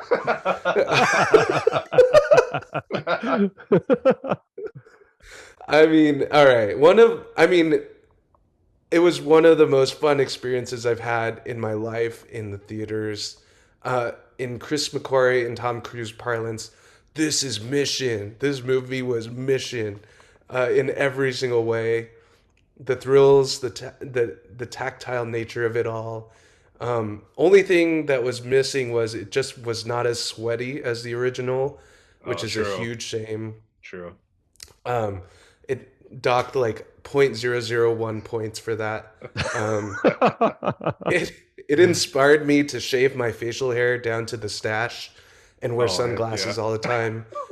I even wore sunglasses indoors sometimes because I just wanted to, because of this movie. Yes. So, Top Gun Maverick, Yeah. let's go. Woo. Paul, All right, my love my on this time for the movie. sermon. Yeah, I mean, honestly, what else needs to be said that hasn't already been said? I mean, to me, Tom Cruise is the last true action star on the planet. I think making serviceable action movies has never been easier in our time with, the special effects and just the lengths in which people are willing to just act in front of a green screen.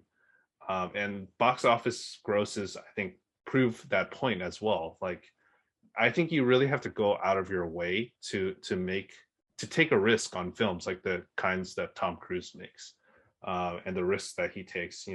And it's interesting because we're in a culture where it's very easy to point out the flaws of others and virtue signaling and all that. And I'm like Albert here, where it's like I don't agree with Tom Cruise's beliefs as a person, but how can you not be admirable of his dedication to the craft and all that he does for the movie making process? I mean, for people who don't like Top Gun Maverick because they don't like Tom Cruise, look, I mean, if you want to live a completely moral life based on your intake from the world on a daily basis, throw out your iPhone, don't go to Starbucks, don't drive your Tesla. Like, you basically have to live under a rock if you want to be completely like a completely moral person. Like, I get that Tom Cruise is like a polarizing figure, but it's just like he just does so much for the film industry. Like, he like what Albert said, he's literally risking his life so that we can enjoy his near death experiences filmed on camera. And it's just like, not only that, but he's in I mean, I don't want to say it, but he is kind of like in the twilight of his career, because dude's like 60 years old and he can only keep doing these types of films for so much longer. So I just really appreciate, like, not only his dedication to like almost killing himself every movie, but also for his co-stars and the team of people that he keeps. Like no other movie is gonna make their co-stars like go through an extremely tough like Top Gun training regimen, like 6 month training regimen, to prep them in the way that they did with this movie. Like, he gave them the full experience and everything. And I just feel like you're not going to see that kind of dedication anywhere else, or like very rarely. And much like how I was loving on Robert Eggers' dedication to the authenticity of Viking history and the Northmen, I mean, Tom Cruise's dedication to just giving us the most visceral action sequences that we've ever seen. I mean, Top Gun Maverick is just one of the obviously the best Top Gun movie. I don't care about people who grew up in the 80s and grew up on the original. Top Gun Maverick's just better in every way. It's also one of the best Mission Impossible movies, because the last third of this film so true. is so clearly Mission Impossible. And yeah, Yep. the partnership between Christopher McQuarrie and Tom Cruise is like seriously a match made in heaven. And it's crazy how I think we were going to get Top Gun Maverick and Mission Impossible Dead Reckoning Part 1 in the same year, right? I think that was originally what it was going to be. Yeah, that's right. It's too yeah, much for 1 year. Yeah, I'm so glad that they spaced it out, because I think I would have just died because of how amazing that would have been. So I'm glad that we got years to space it out. I'm so excited to have Mission Impossible be my favorite movie of 2023. Just and that we get Dead Reckoning Part 2 the following year. I mean, we're living in the Tom Cruise renaissance, even though he's going to be like 62 by the It's time fascinating. It's fascinating that we think of him as because I thought about this before. He didn't start off an action star. For a long time, Right. he wasn't. You're right. And we know he's capable of really great, like, best actor caliber performances. You know, I think about Born on the 4th of July, Magnolia. Yep. Yeah. So I always wonder, you know, maybe when he can't finally do action movies, whether he might try to go back and do something like that. But, you know, I digress. No, yeah, totally agree. Tom, Yeah. if you're listening to this and you need one of our organs because yours is failing, you know, I'm sure any of us four would recommend or voluntarily give you our body. So, Dude, his organs are probably in better shape than all of ours. That's what I was gonna say. yeah, it's true. All right, your turn, Mike. All right, man. Yeah, this is just a perfectly made Hollywood blockbuster. It's just the finest example of what a legacy sequel should be. Every beat, every scene, every sequence, it all just clicked and worked so well to build up the characters, the drama, the action. This is a Hollywood movie where the action is so closely tied together with the characters, and the action actually progresses character arcs. I'm not even a big Top Gun fan. And I don't even think that highly of the original movie, but this movie made me cheer and scream alongside a packed IMAX screening full of old dudes. So, and even now when I show this movie to my kids, you know, I can't, you know, they love Top Gun Maverick. They love all the fight sequences, and it just totally brought this film back into the zeitgeist. And, you know, after a 30-year absence, 30 plus year absence, right? 36 years. And now, like, little kids are growing up with Top Gun again. And I think that's just insane. And, you know, I can't help but get choked up in certain scenes. That one line at the very end that Rooster says to Maverick, if you haven't seen the movie yet, shame on you. Shame on you if you haven't seen it. But, I agree. Every time he says that line, I can't help but tear up. You know, it annihilates me. So I'm just so glad that that Tom Cruise kind of released this movie, and it was really stubborn about not putting it on streaming, and then he's proved all the doubters wrong. And especially, you know, what I could not stand during the pandemic was, like, friends of mine, you know, you read it online, critics, people everywhere were kind of declaring that movie theaters were headed to extinction. Like, the end was an inevitable, streaming was the future. And with Top Gun Maverick, Tom Cruise just looks straight into these doubters' eyes, into the camera, and he says, maybe so, but not today. Oh, yeah, Nice. dude. And Nice. just yeah. So just in summary, okay, just to close our top 10 episode for this year, Top Gun Maverick, you know, it's all of our number one choices. So that It's is our probably never going to happen again. Oh Has yeah, this ever for happened? No, I don't it's think never so. no, never happened. So Joe, I'm so glad, even though you're sick, you're not feeling well, I'm glad you Michael Jordaned and you came on, because I think it was all the more enjoyable to kind of share this special moment of declaring our number one movies of the year. So Top Gun Maverick for sure is our number one pick. Highly recommended. RRR made it to all four of our lists. Everything Everywhere All at Once made it to three of our lists. I excluded it. I really liked it. It just, you know, just didn't cut the top 10 for me. Yeah. The Batman as well. That wasn't on your list. Yeah, it wasn't. That wasn't. Yeah, 10 is not enough, dude. We get it. Not this year, right? Yeah, for sure. Right. So, and then After Sun, that was also on three of our lists. Nice. The Northman, The Menu, and Banshees of Inisherin, that made it on two of our lists. So there you go, folks. We got some highly recommended films for you to check out if you haven't seen it before. We hope you enjoyed listening to us love on these movies. We'll see you next time on the Weak and Foolish Movie Podcast. We're not done yet. No. The Supreme Leader is wise. I'm sure you are. Blow that piece of junk out of the sky!